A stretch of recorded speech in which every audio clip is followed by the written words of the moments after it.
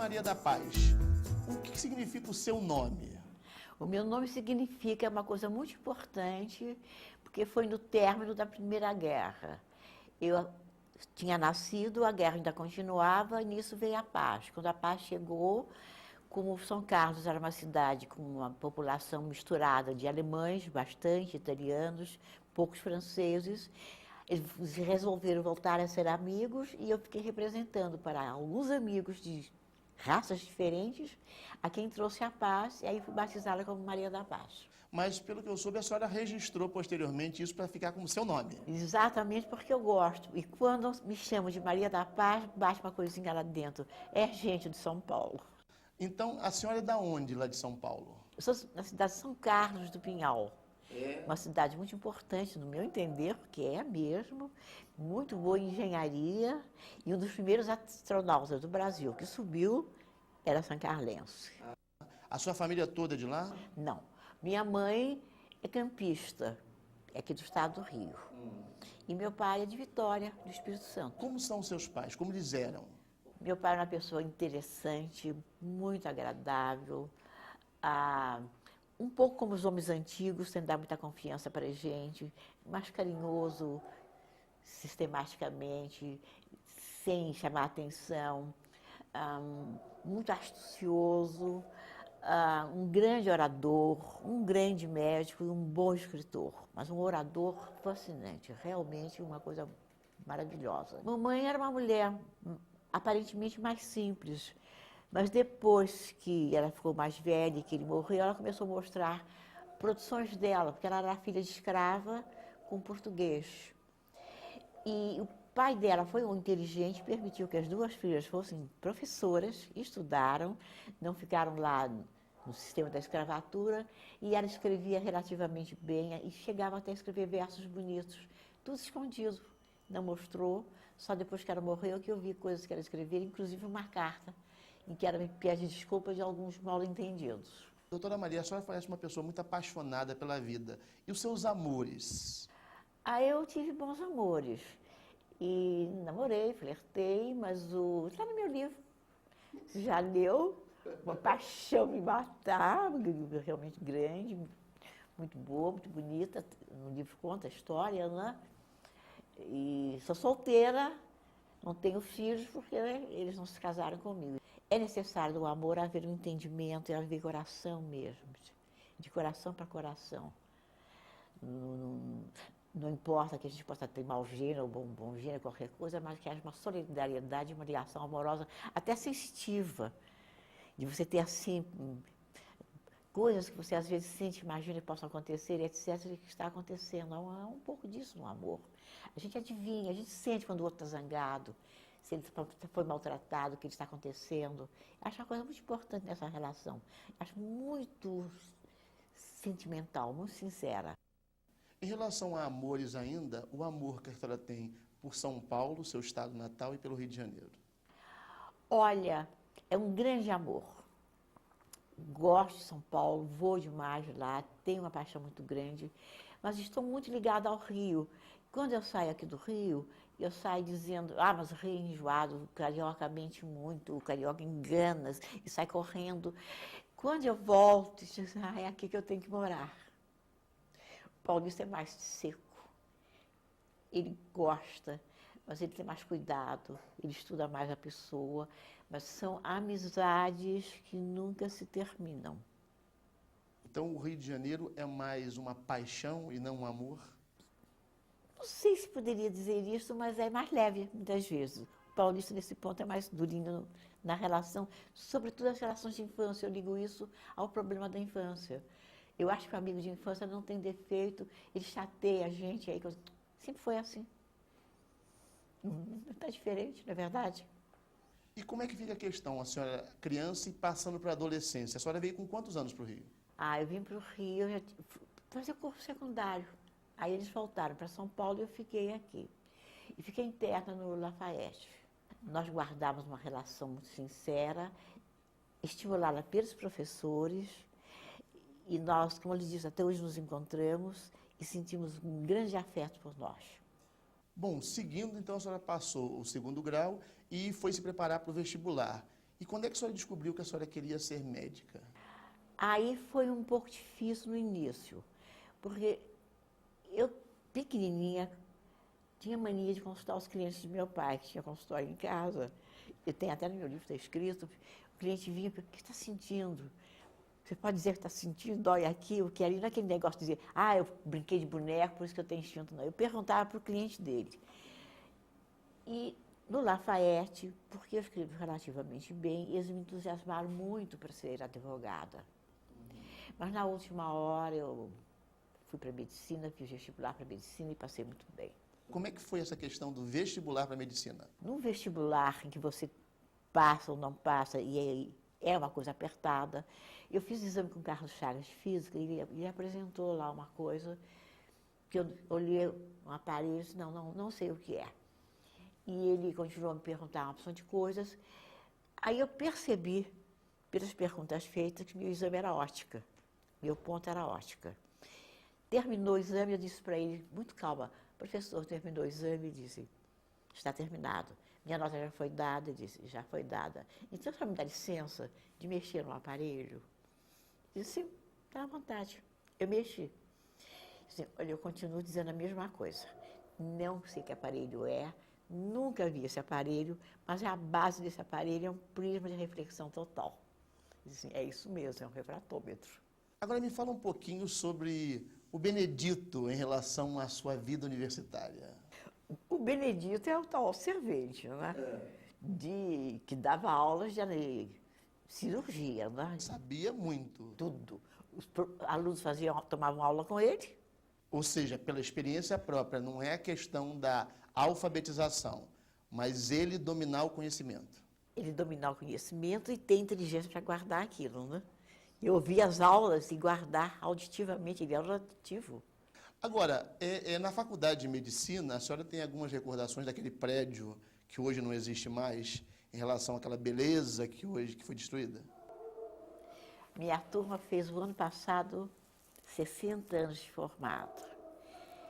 Nós escrevemos, eu ajudei, sou uma das colaboradoras especiais, contando a história de cada um de nós, de muitos dos professores, e a capa do livro é a nossa faculdade velha, que não existe mais nada, nem os alicerces. Isso lhe causa alguma mágoa? Muita tristeza. Porque a ignorância do brasileiro de fazer uma coisa dessa, destruir uma casa deste tipo, e ficarem eles lá, muitos deles, pegar lembrancinhas, azulejos e uma porção de coisas e levando para casa, isso não se faz. Está lá no chão. Um prédio deste porte, ali na Praia Vermelha, na Urca. É uma coisa que eu não perdoo. É porque a senhora parece uma pessoa assim meio aguerrida, que gosta de confrontar. E aí, como é que fica isso? Eu não sou aguerrida, não. Eu não puxo a briga, mas não saio. Sou bem bandeirante, viu? É? Se me provoca, eu vou. Agora me fala uma coisa ainda de vestibular atual. Como é que a senhora encara a questão das cotas para negro?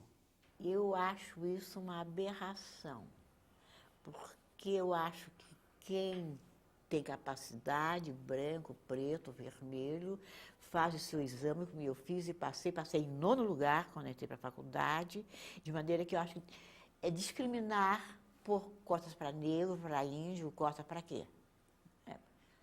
Vestibular para quem sabe. Não tem que haver cota para coisa alguma. Não entendo isso, não aceito. Mesmo a senhora sabendo que às vezes os negros não têm as mesmas condições? Mesmo sabendo, eles que se cuidem no sentido de se tornar mais estudiosos, menos preconceituosos, eles, os negros, mais atentos a essas coisas e procurarem ter mais cultura. Eles vão ter que lutar, não vão ser apoiados e receber cotas de presentes. Vão fazer como eu fiz, negra, fazer o meu vestibular, enfrentando lá com os outros brancos. Bom, agora vamos falar um pouco sobre sua vida profissional, né? Médica psiquiatra, uma área pouco comum para as mulheres. E aí? Aí foi muito bom, porque eu fui a primeira interna do Hospital Psiquiatria Infantil. E fazendo psiquiatria, Eu tive bons professores também, trabalhei no hospital, no início mais com crianças, e sempre tendo uma clínica boa particular, porque eu gostava muito de trabalhar com criança, mas depois aí já foi por castigo. Eu estava fazendo clínica, um diretor lá meu, implicando comigo, mandou dirigir pronto-socorro psiquiátrico em Engenho Dentro. O maior castigo da minha vida. Eu fazendo, dirigir pronto-socorro psiquiátrico. Aquilo é um horror, uma coisa tremenda. É tão terrível que só chegam os casos que estão dentro da maior crise, né? Aí aconteceu uma coisa que eu faço questão de mencionar mais depois ainda. Apareceu um rapaz que começou a vigiar meu plantão, que era o pior plantão. Segunda-feira, aquele rapaz me vigiando. Toda segunda-feira, assim, fulano, você está fazendo isso com todos os médicos? Não, só com a senhora. Por que você está me vigiando? Dona Darcy Vargas não entende com o preparo que a senhora tem, que a senhora esteja fazendo um serviço desse, a não ser que a senhora goste. Se a senhora gosta, ela ficará quieta. Mas se a senhora não gosta, ela mandou lhe pedir para trabalhar para ela na casa do pequeno jornaleiro. E a senhora foi? Claro. Para sair do castigo. Saí. Como é que foi esse trabalho? Foi bom? Foi ótimo. Foi ótimo porque, primeiro, ela me chamar sem me conhecer. Segundo, ela estava em depressão. Ela não queria conversar com ninguém. Getúlio tinha acabado de morrer e todo mundo sabe como é que foi que ele morreu, né? Então ela ficava quietinha lá na sala dela e não queria conversa. E eu comecei a me chegar na hora do cafezinho, tomar um cafezinho. Aí passávamos a conversar e ela tinha um carinho tão grande, toda a roupa daquelas crianças quem fazia era ela. Não é com esse caso que mulheres ficam lá na igreja conversando, batendo papo, não. Ela sozinha, fazendo todo o uniforme, planejando festas. As crianças tinham que ter trabalho em banda, tinham que fazer ginástica, tinha que fazer ginásio. E o número de crianças a ser atendida, naquela ocasião estava mais ou menos em torno de 80, todo mundo em cima dela para aumentar, ela não aumentava. A minha capacidade dessa instituição é para 80. Mais do que isso, não.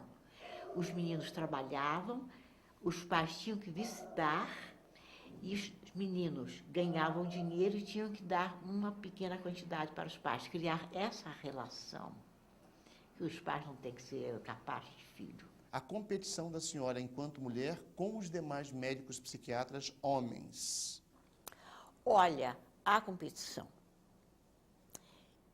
Você sabe, o cliente psiquiatra tem língua mais solta, né? Tudo que um colega diz, eles vêm e contam. E olha, a boa médica, mas ela tem um defeito. Ela é negra. O cliente conta tudo pra gente, que a gente fica sabendo. Também tem um fato curioso na sua vida profissional de uma bolsa de estudos para Londres. Ah, isso foi muito bom. Eu pedi, eu mesma, individualmente, uma bolsa de estudos e consegui. Na hora que eu consegui, a bolsa do Conselho Britânico. Aí alguns maiorais lá disseram, não, essa bolsa está dada. Eu disse, não, se eu não for, ninguém irá. Essa bolsa é minha, só minha, eu consegui por mim mesma. De maneira que vou para Londres, se eu não for, ninguém irá. Acabei indo. A bolsa era para estudar o quê? Era para estudar clínica de criança. Eu fiz a primeira clínica psiquiátrica para criança lá na Praia Vermelha. E eu queria estudar isso em Londres, que tem um conhecimento muito grande. E estudei na melhor clínica de Londres, na Tavistock Clinic, que era dirigido naquela ocasião por um homem chamado Bowlby. Esse Bowlby pertencia à Organização Mundial de Saúde, à qual eu pertenço também. Eu tenho esse título. O probleminha da bolsa, então, seria um certo preconceito para a senhora ser mulher e negra? Além disso, a questão que tem o brasileiro do filhotismo. as bolsas para a França, todo ano iam as mesmas pessoas. E os ingleses descobriram isso e passaram, então, a dar a bolsa individual. Porque, senão, ia repetir a mesma coisa que estava acontecendo com a França. O protecionismo, que existe na nossa política, né? Teve um caso de um suicídio de um paciente da senhora, né? Como é que foi isso? Aí o caso foi difícil porque ela já havia tentado 8 suicídios. Era uma mulher? Uma mulher. E era casada com médico. E ela quis ser minha cliente e eu de saída não quis. Porque é suicídio, com tanta suicídio assim, mais uma vez. São casos realmente que tocam em você. Mas ela me subornou com a filha dela. Eu passei pela rua um dia e vi ela brincando com a filha. Aquilo mexeu tanto comigo. Eu disse, eu vou ajudar ela a ficar viva e cuidar da filha dela. Não? Aí peguei-a para ser minha cliente. E aqui no suicídio tem uma coisa também que é importante. Baseado no suicídio de Getúlio Vargas. Suicídio de velho não é suicídio, é homicídio. Os velhos são torturados pela família, por todo mundo, e são levados ao suicídio porque eles estão fracos. Estão com desesperança, eles não sabem mais o que fazer, e de vez em quando ele perde lá a cabeça, lá e se mata, e o exemplo que eu dou é o Getúlio Vargas. Certo. Concorda? Mas na atividade profissional da senhora como psiquiatra, a senhora gostava muito de trabalhar com criança, né? Primeiramente. Existe criança problema ou criança problemática? E bastante. Hoje em dia, então. Por quê? Em parte, eu acho que eles estão muito liberados. Criança tem que fazer o que quiser, tem que ser livre, mas a gente tem que dar uma medida para ela.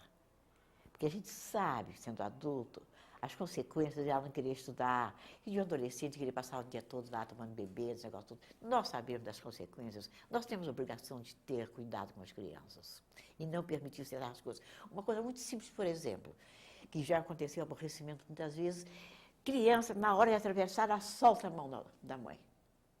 Quase sempre, na hora que o sinal vai abrir, ela solta a mão. A mãe tem a obrigação de agarrar e passar um pito depois.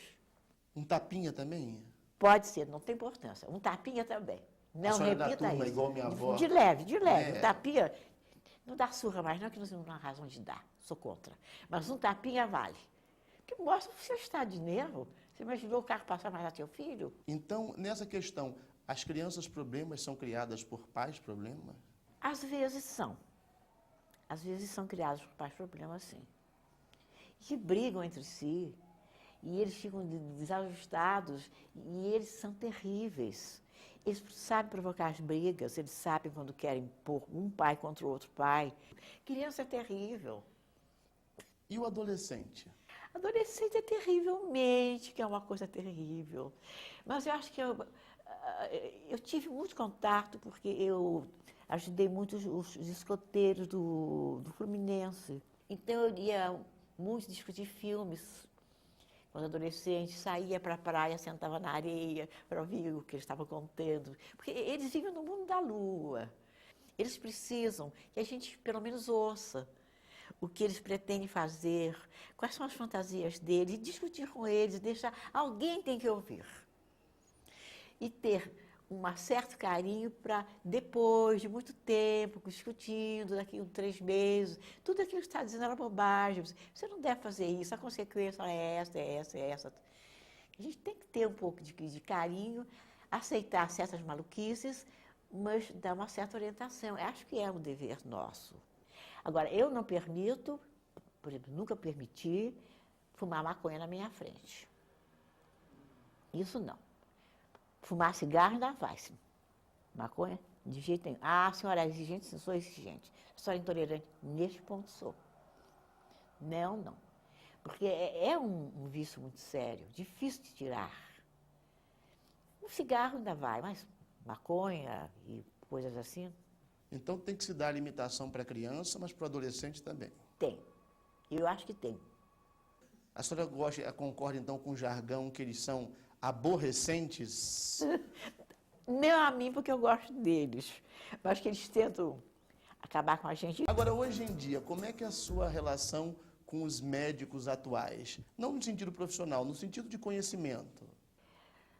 Olha, eu acho que eles estudam bastante.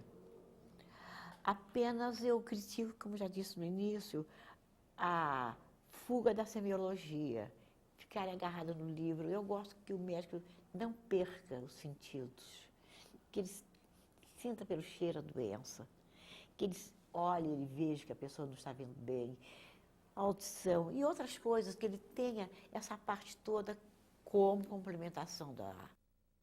Então, a senhora acha que a tecnologia está tornando os médicos mais deficientes? Deficientes, não só a tecnologia e o dinheiro, como a questão, não pode um médico nenhum atender 30 clientes em 1 hora, como as instituições mandam, né? Os espécies da vida, né?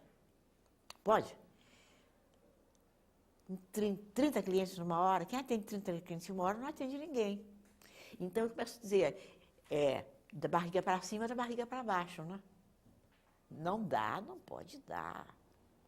A primeira entrevista tem que levar pelo menos meia hora. Pelo menos. Nesse caso, a formação acadêmica ela não estaria sendo deficitária também? Olha, eu não posso dizer muito sobre isso, mas me dá a impressão que sim. Não, porque eu estou um pouco fora e não pertenço à universidade, mas me dá a impressão que sim. A senhora criticou a mercantilização da medicina, que é o que está acontecendo. É isso que eu critico. Mas as academias, elas ainda selecionam, não? As academias de medicina. Será que selecionam da forma correta? Não sei dizer, mas ainda selecionam. Bom, a senhora trabalhou com criança, trabalhou com a pessoa na idade adulta e a pessoa velha. Envelhecer é o fim?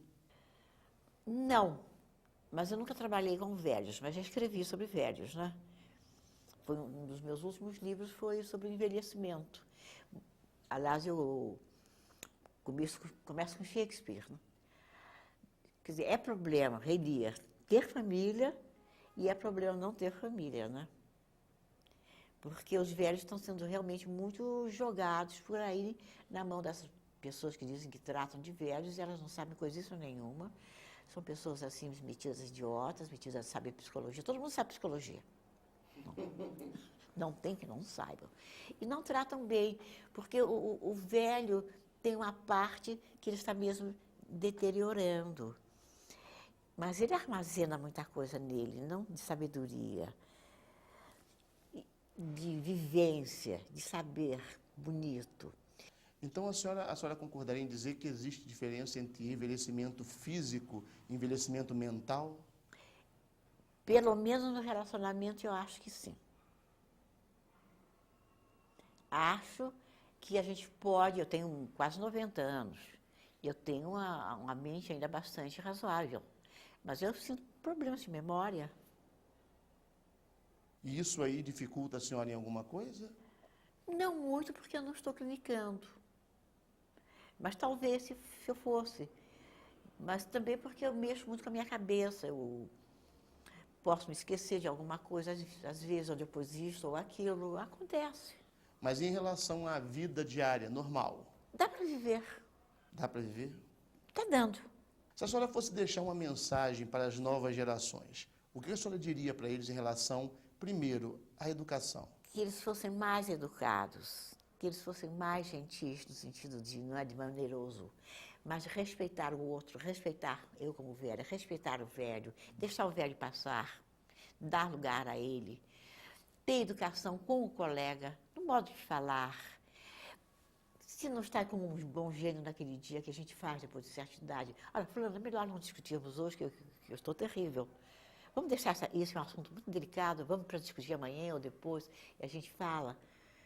Tem que ser discutido, você já trouxe, é uma coisa de importância, mas ter um pouco de, realmente eu acho, mais educação. Você pode falar tudo que você quiser, não pode, com educação? É o modo. Não é. É um modo de falar. Não ser grosseiro, Se quiser soltar palavrão, até solte num dia ou outro. Estou terrível hoje, numa hora lá com algum colega íntimo, com quem ele costuma cortar palavrão, solte. Mas por aí, você mais nem menos chegar, gritar e dizer coisas assim, não acho bonito. E uma mensagem para a cidade do Rio de Janeiro? Que seja mais amável, que deixem de provocar tantas brigas, tantas dificuldades entre o povo e o morro. Nós somos pessoas humanas, nós devemos nos querer, nós devemos estar ligados ao bairro que nós ligamos, proteger as pessoas daquele bairro, como acontece com o Leme, que é um lugar onde você pode viver. Se eu passo na rua e me tropeço, logo um homem do morro me segura. Mas quando eu era moça, eu dava um dia por semana para o pessoal do morro. Sou até hoje amada por eles, sinto segurança do Leme. De maneira que eu peço a eles carinho e que nós também tenhamos bastante carinho por eles e consideração, porque eles são pessoas humanas iguais a nós. Uma mensagem para o futuro do nosso país? Tente se tornar independente. A água é nossa, o petróleo é nosso. Monteiro Lobato. Pare de vender a nossa água. Deixe o nosso petróleo em paz. Deixe o nosso povo crescer com uma certa liberdade. E o brasileiro precisa tomar conta dele, se apossar dele, ajudado pelos adolescentes, que devem ser formados nessa infraestrutura, e pensar que nós devemos defender nosso povo, defendendo o nosso povo, mais do que o negro, defender o índio, que está sendo muito maltratado. Nós temos que defender o nosso café, o nosso ouro, tudo que temos que é nosso. Com muito calor, com muito carinho e falando com muita lealdade a respeito dessas coisas. Muito obrigada, foi uma conversa ótima. Obrigada.